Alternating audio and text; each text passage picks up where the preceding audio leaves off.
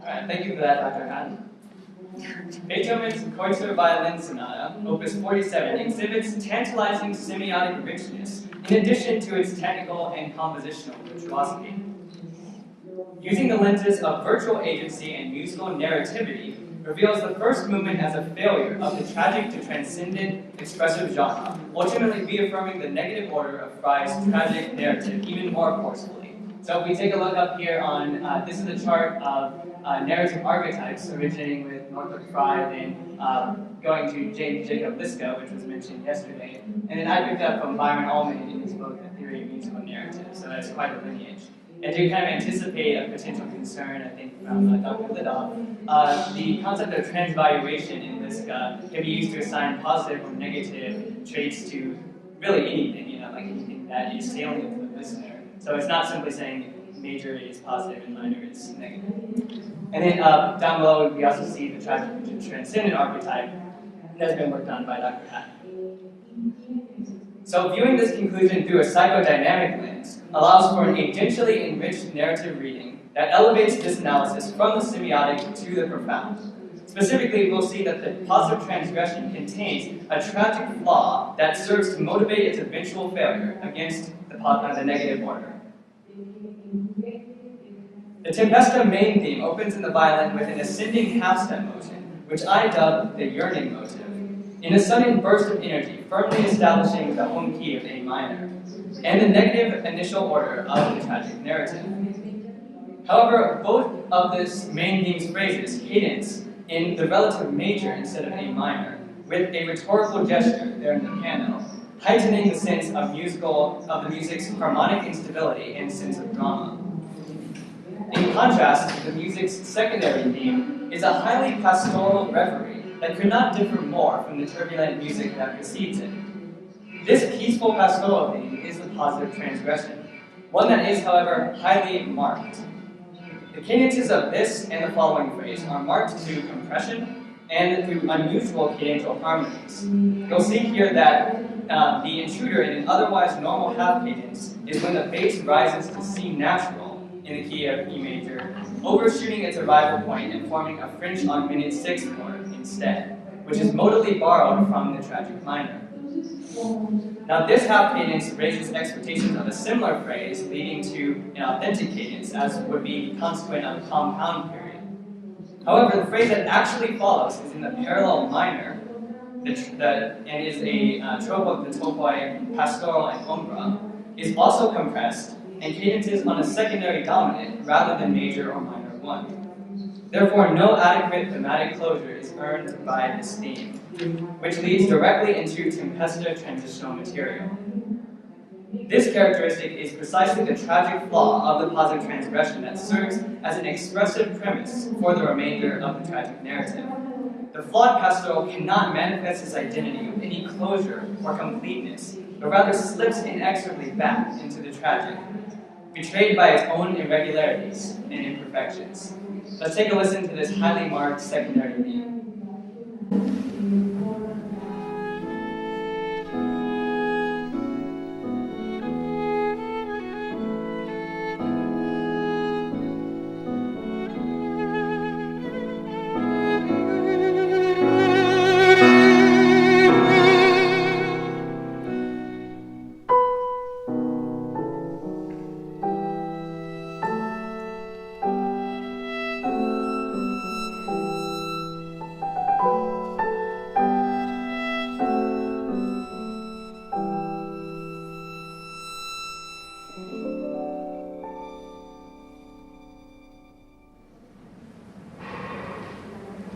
The exposition's closing theme constitutes an elaboration of the original yearning motive, outlining tonic E minor triads with lower chromatic neighbors on its anacreses. Significantly, this phrase most closely fulfills stylistic expectations for a traditional theme, imparting the greatest impression of a unified virtual agent encountered thus far due to its completeness, the elaboration of the original yearning motive, its ascending gestural energy, and having a more unified melos. This theme and its atomic yearning motive serve as the primary virtual agent for the subsequent development section, which opens with precisely this theme. Then the yearning motive fragments away, pulling apart the threads of a more unified melody in a tempesta fashion, transitioning to the closing theme in D-flat major, which could perhaps be a glimpse at a positive outcome. However, this is quickly redirected to cadence in F minor instead, characteristic once more of an agent unable to complete its thought without becoming subsumed once more in darkness. The recapitulation concludes successfully as expected in A minor. Now, in the usual expectations of sonata form, the only task that would remain would be to reinforce the home key using closural material. However, this is where Beethoven's expressive work truly begins. Post-cadential material, liquidating motives and reinforcing the home key with standard 1-5-1 oscillations suddenly veers into a tonicization of B-flat major instead, the Neapolitan area, via a sequence of secondary dominants, just when final harmonic closure ought to have been achieved. Now, why the Neapolitan area, which would be a distant destination even in the movement's development section, let alone its final moments? Perhaps the Neapolitan area's most salient expressive quality is its association with the spiritual or transcendent, particularly as a destination in the tragic-to-transcendent expressive genre, as explicated by Robert Hatton, which carries spiritual associations and often appears unearned by the musical discourse that precedes it. However, as before, the transgression cannot complete its transcendent thought. Gradually, the bass gives way to musical gravity, alternating between F and E, the dominance of B-flat major and A minor. This progression from the 6th to the 5th scale degree is one of Beethoven's signature methods of signifying the tragic in music in the minor mode. Similarly, the wavering of F to E indicates a paradigm shift of musical magnetism, and the arrival of E as the 5-7 in A minor prepares the tragic return of the main theme. Note, however, that the return of this material is superfluous in sonata form, as the recapitulation of the main theme in the home key has already occurred. Rather, this event is expressively motivated, signaling the forceful reassertion of the tragic order. We see a sequence of chromatically rising sforzandi which lead to a climactic Empfindsamkeit passage featuring lamento descending motives, repeated 5th scale degree sforzandi sounding like fateful tolling bells, and a fugue-like separation of voices, perhaps suggestive of a psychological breakdown.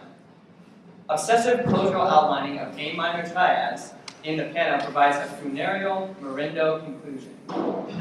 One final glimpse of the yearning motive shadow in B-flat major offers a shred of hope, one that is shattered with finality by the piano's somber redirection to A minor and the movement's forceful finale.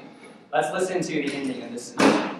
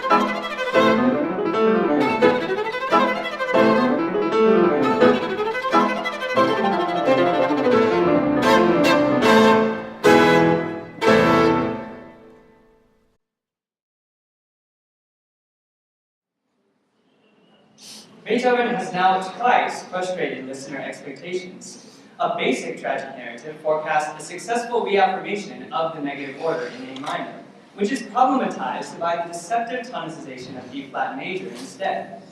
In turn, this suggests a tragic-to-transcendent move, one that fails, sinking back down into A minor due to the positive transgression's tragic flaw. The movement is therefore a failed tragic-to-transcendent, with its reaffirmed negative and tragic outcome, yet more tragic due to the contrastive valence of the preceding expressive discourse. An essential note on the transgression's tragic flaw: its failings are intrinsic, not extrinsic ones. It is not interruption by the negative order or dialogical struggle that leads to its undoing, but rather its own asymmetrical properties, politance from the borrowed minor, and inability to sustain or complete a positive expression. The musical drama is thus an interior, psychological one, not that of external conflict. The piece's virtual subjectivity is unable to persist in thoughts that might lead to positive outcomes, but rather ruminates in the state of recurring negativity.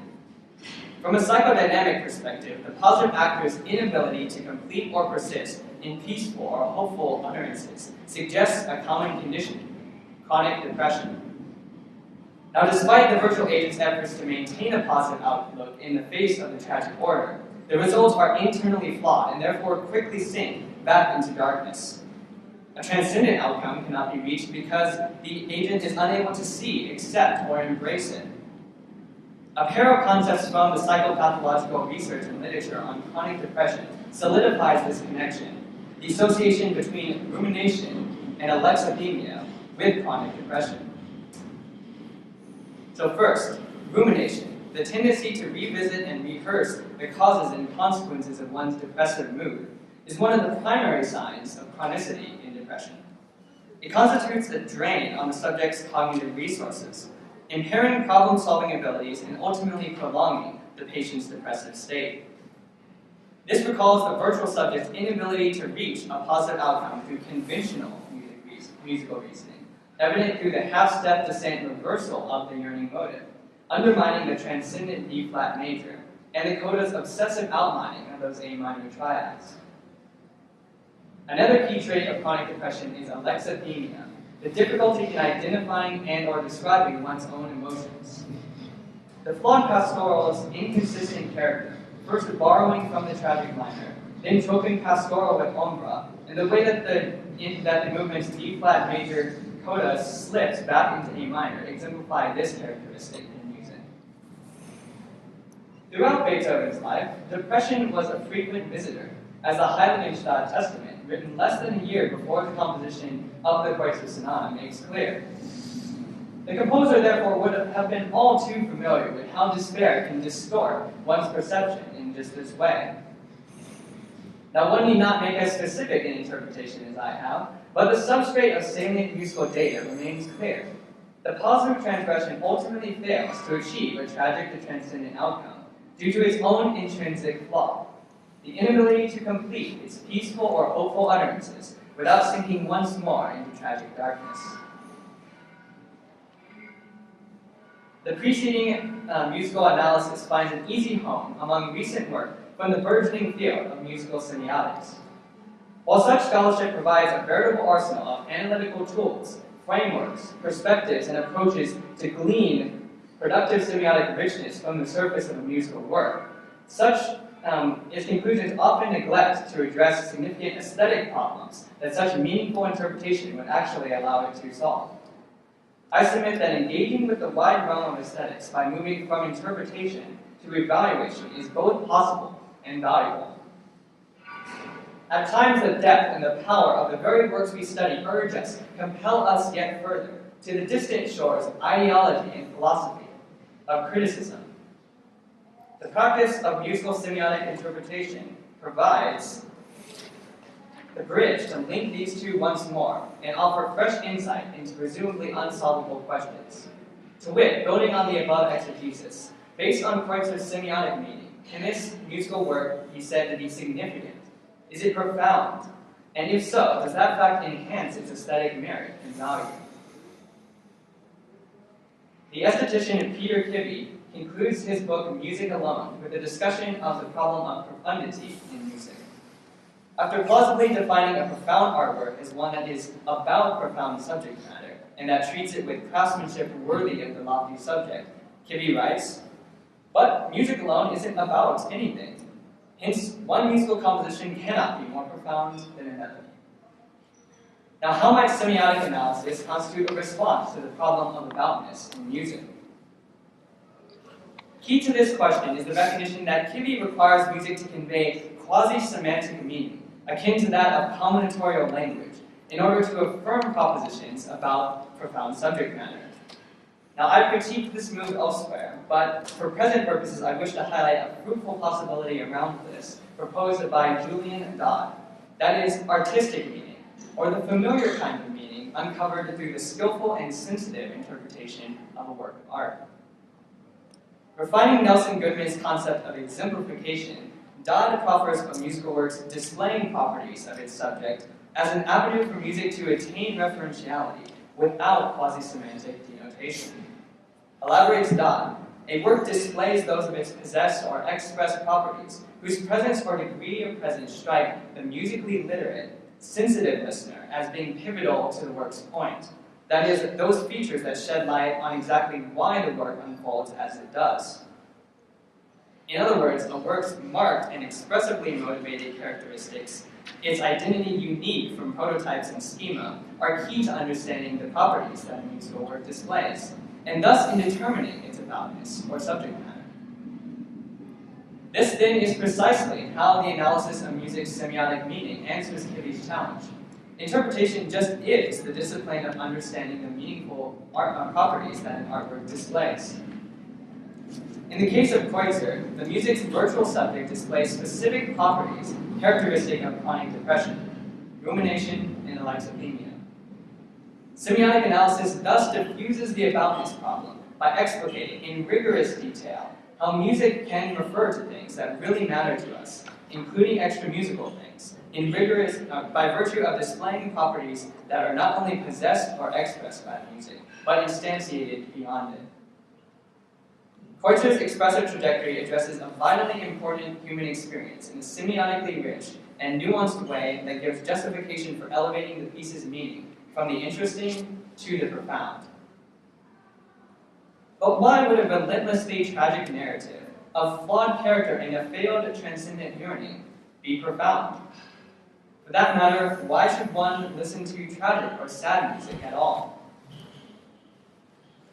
Aristotle's Poetics proposes the concept of catharsis as a tangible benefit that can be gained from engaging with tragedy, with the meaning of the Greek term closest to clarification or illumination rather than purgation. Engaging with the tragic as well as the joyous illuminates or clarifies aspects of life itself that might not otherwise be understood. Life, the universal human experience, is itself a heterogeneous mixture of so-called negative and positive experiences that cannot simply be teased apart and separated. The esthetician Stephen Davies elaborates, loss, deprivation, suffering, pain, struggle, and discomfort, all are part of life. They come unavoidably with life itself, so that the living of a life includes one's dealing with such things as an inescapable part of existence. In this world, to choose life is also to choose loss, pain, and the like. And we do choose life, even at an age when we know what the choice includes. Such is the case for art, and for music. Our emotional response to music is multifaceted, ranging from empathy to sympathy and even interiorizing, identifying with music's expressive trajectory and applying its significance to our own lives. Just as our personal stories and our emotional experiences influence our own engagement with music, musical meaning serves as a guide to our own inevitably emergent expressive experience, an illumination of life itself in hyper-real clarity. Movement 1 of the Kreutzer Sonata is as nuanced as it is tragic, and therein lies its beauty. Tragedy is not simply a gruesome vehicle for delivering a particular species of good. The tragic is in itself beautiful, a beauty aimed at understanding vital aspects of life itself. Such art more than adequately warrants the description profound. Thank you.